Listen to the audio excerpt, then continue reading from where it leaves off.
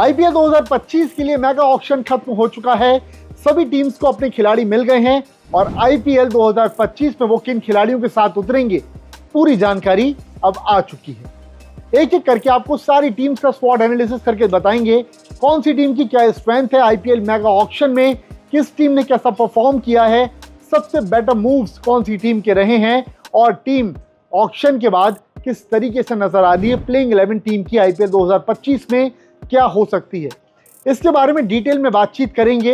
एक एक करके आपको सारी टीम्स के वीडियोस मिलेंगे। आज पहला वीडियो शुरू कर रहे हैं हम, जिसमें सीएसके की बात करेंगे। हम चेन्नई सुपर किंग्स का पूरा स्वॉट एनालिसिस करेंगे कि चेन्नई के पास में कौन कौन सी स्ट्रेंथ है इस आईपीएल 2025 ऑक्शन के बाद में, और साथ में चेन्नई को कौन सी चीज़ों से सतर्क रहना है।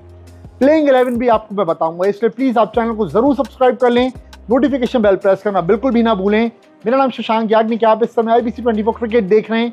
ये हमारा चैनल हाल फिलहाल में भी अभी शुरू हुआ है और इसको अगर आप पसंद करेंगे, इन वीडियोस को अगर आप लाइक कर देंगे तो यूट्यूब बाकी और लोगों को भी रिकमेंडेशंस के जरिए इस वीडियो को पहुंचाएगा, इस चैनल को रिकमेंड करेगा और बाकी लोग भी हमारे साथ जुड़ पाएंगे। तो आप सबसे रिक्वेस्ट है, प्लीज़ वीडियो को लाइक ज़रूर कर दीजिएगा। सिर्फ आधा सेकंड लगता है लाइक करने में, आप अब तक लाइक कर चुके होंगे, उम्मीद इस बात की है। अब जल्दी से सीएसके का स्वॉट एनालिसिस कर लेते हैं।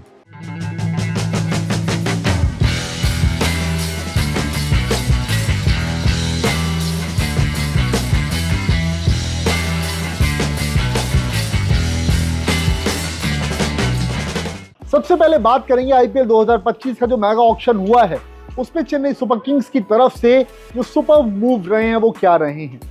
सबसे पहले बात करेंगे सैम करन की। चेन्नई ने सैम करन को अपनी टीम में शामिल कर लिया है। पिछली बार सैम करन पंजाब किंग्स के कप्तान रहे थे। बेहतरीन ऑलराउंडर के रूप में सैम करन आते हैं। लोअर डाउन द ऑर्डर वो बैटिंग कर लेते हैं, ऊपर भी वो बैटिंग कर लेते हैं और डेथ में भी बॉलिंग करते हैं, बीच में भी बॉलिंग करते हैं और नई बॉल के साथ भी वो स्विंग अपनी दिखाते हैं। तो सैम करन एक जबरदस्त पिक इन्होंने किया है आईपीएल 2025 मेगा ऑक्शन में। सिर्फ और सिर्फ 2.4 करोड़ में सैम करन अब सीएसके से आपको खेलते हुए दिखाई देंगे। उसके बाद दूसरे नंबर पर जिस खिलाड़ी का नाम आएगा वो रहेगा राहुल त्रिपाठी। राहुल त्रिपाठी एक ऐसे विकल्प इनको मिले हैं जो कि अजिंक्य रहाणे का ऑल्टरनेटिव है, जो कि मोइन अली का ऑल्टरनेटिव है, क्योंकि इन दोनों खिलाड़ियों को टीम ने पिक नहीं किया।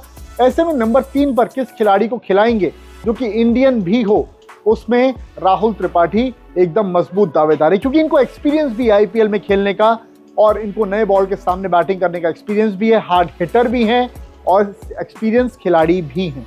तो इस लिहाज से देखें तो राहुल त्रिपाठी बहुत गजब की इनकी पिक रहे। और इनका अगर मैं आपको अमाउंट बताऊं तो सिर्फ और सिर्फ 3.4 करोड़ में इनको सीएसके ने अपनी टीम में शामिल कर लिया है। और उसके बाद जो तीसरा बेस्ट पिक रहा है इनका, उस लिहाज से अगर आप देखेंगे चेन्नई का मैदान है, चेन्नई में जैसी कंडीशंस रहती हैं, नूर अहमद को इन्होंने अपनी टीम में शामिल किया है। हालांकि 10 करोड़ रुपए नूर अहमद के लिए इन्होंने खर्च किए हैं, बट चेन्नई में क्योंकि सीएसके को 7 मुकाबले खेलने हैं और वहां पर स्पिन गेंदबाजों को बहुत ज़्यादा फायदा मिलता है। ऐसे में नूर अहमद, रविचंद्रन अश्विन भी एक अच्छे पिक हैं। इन दोनों की जोड़ी साथ में रविंद्र जडेजा, गजब का इनका कॉम्बिनेशन रहेगा और किसी भी टीम को घुटनों पर ला सकते हैं ये अगर चेन्नई में खेलेंगे इस कॉम्बिनेशन के साथ में। अब जरा चेन्नई की आपको स्ट्रेंथ बता देते हैं इस आईपीएल 2025 में क्या दिखाई देगी। देखिए, इनकी स्ट्रेंथ बहुत ज़्यादा है, वीकनेसेस बहुत कम है, इसलिए वीकनेस पर अगर ये अपना ध्यान देंगे तो ये एक बहुत शानदार टीम के रूप में आपको एक बार फिर से दिखाई देंगे। स्ट्रेंथ के रूप में इनके पास मतीशा पतिराना है, जो कि डेथ बॉलिंग में स्पेशलिस्ट हैं, जो कि मिडिल ओवर्स में भी आकर के विकेट निकाल सकते हैं और जब नए बॉल इनको हाथ में थमा दी जाए तो ये उससे भी विकेट लेने में अपनी काबिलियत रखते हैं। तो एक वो बहुत बेटर ऑप्शन इनके पास में डेथ बॉलिंग के लिहाज से। दूसरा अगर आप देखेंगे तो इनके पास बैटिंग बहुत गजब की है। ऋतुराज गायकवाड़ ऊपर हैं, उसके बाद इनके पास कॉनवे हैं, फिर नंबर 3 पर राहुल त्रिपाठी हैं, उसके बाद और नीचे आप आएंगे तो फिर दीपक हुडा भी इन्होंने अब की बार अपनी टीम में शामिल किया है। तो साथ में आप फिर और नीचे देखेंगे तो रविंद्र जडेजा हैं। इस तरीके से शिवम दुबे भी इनके पास में है। तो इनकी बैटिंग लाइनअप अगर मैं आपको जब प्लेइंग 11 बनाएंगे उस समय गिनाऊंगा तो आप देखेंगे नंबर 8 तक इनके पास में बैटिंग है। तो वो बहुत अच्छी चीज़ है चेन्नई के लिहाज से। तो चेन्नई की एक और स्ट्रेंथ उनकी बैटिंग रहेगी। और दूसरा, उसके बाद फिर बात करें तीसरी इनकी स्ट्रेंथ की, तो चेन्नई के मैदान में क्योंकि मैचेस इनके मैक्सिमम होंगे और उसके लिहाज से जो इनकी स्पिन बॉलिंग है वो इनकी तीसरी स्ट्रेंथ के रूप में आपको दिखाई देगी, क्योंकि चेन्नई के मैदान पर 14 में से 7 मुकाबले खेलने हैं और इन 7 मुकाबलों में अगर टीम जीत दर्ज कर लेती है तो फिर टीम प्लेऑफ में पहुंचने के एकदम करीब पहुंच जाती है। अब बात कर लेते हैं टीम की जो वीकनेस नजर आ रही है उसके बारे में।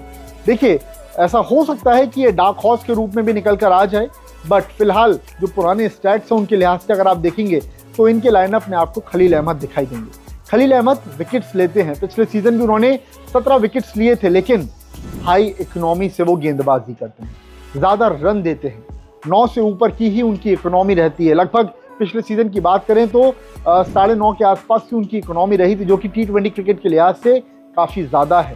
ऐसे में अगर वो इस चीज़ के ऊपर थोड़ा सा कंट्रोल कर पाएँ, अगर वो काफ़ी इकोनॉमिकल गेंदबाजी कर पाएँ, तो फिर चेन्नई के लिए काफ़ी ज़्यादा इंपॉर्टेंट खलील अहमद हो जाएंगे। बट खलील अहमद को अब की बार पिक किया है तो उन्हें खिलाएंगे भी ज़रूर, और ऐसे में एक ये छोटी सी वीकनेस चेन्नई के पूरे स्क्वाड में आपको दिखाई दे रही है। अब जरा देख लेते हैं वो प्रोबेबल खिलाड़ी जिनके साथ चेन्नई सुपर किंग्स IPL 2025 में खेल सकती है, यानी कि जो प्लेइंग 11 की कंटेंशन इनके होंगे ही होंगे। यहाँ बात प्लेइंग 11 की नहीं करेंगे, यहाँ बात हम करेंगे 12 खिलाड़ियों की, क्योंकि इम्पैक्ट प्लेयर रूल रहता है और जब इम्पैक्ट प्लेयर रूल रहता है तो 12 खिलाड़ी प्ले में आते हैं। एक एक करके सारे खिलाड़ियों की बात करते हैं। कप्तान ऋतुराज गायकवाड़ और कॉनवे ओपन करते हुए नजर आएंगे। Conway could be replaced with Rachin Ravindra जरूरत पड़ने पर। नंबर 3 पर आपको राहुल त्रिपाठी दिखेंगे। शिवम दुबे आपको फ्लोटर के रूप में दिखाई दे सकते हैं, या फिर शिवम दुबे नहीं तो फिर आपको दीपक हुडा नंबर 4 पे दिखाई देंगे। उसके बाद 5 खिलाड़ियों की हमने बात कर ली है। सैम करन आपको 6ठे खिलाड़ी के रूप में दिखेंगे। 7वें खिलाड़ी के रूप में आपको रविंद्र जडेजा दिखाई देंगे।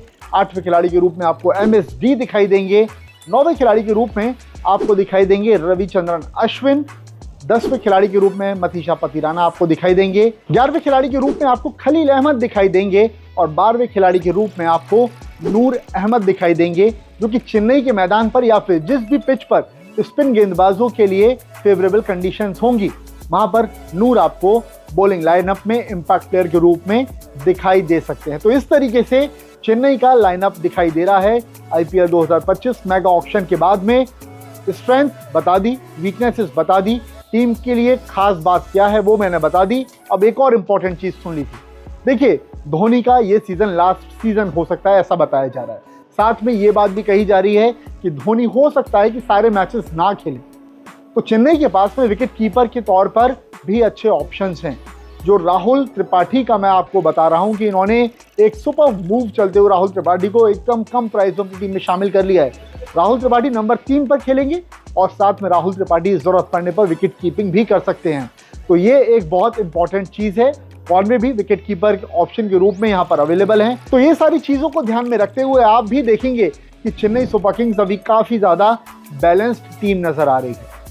कमेंट सेक्शन में जरूर बताइएगा आपको इस स्पॉट एनालिसिस कैसा लगा, और वीडियो पसंद आया तो प्लीज इसको लाइक जरूर कर दीजिएगा। साथ में आप IBC 24 क्रिकेट को सब्सक्राइब भी कर सकते हैं, और भाई कम से कम इस वीडियो को लाइक जरूर कर देना। मिलते हैं आपसे अगली टीम के स्पॉट एनालिसिस के साथ, तब तक के लिए गुड बाय।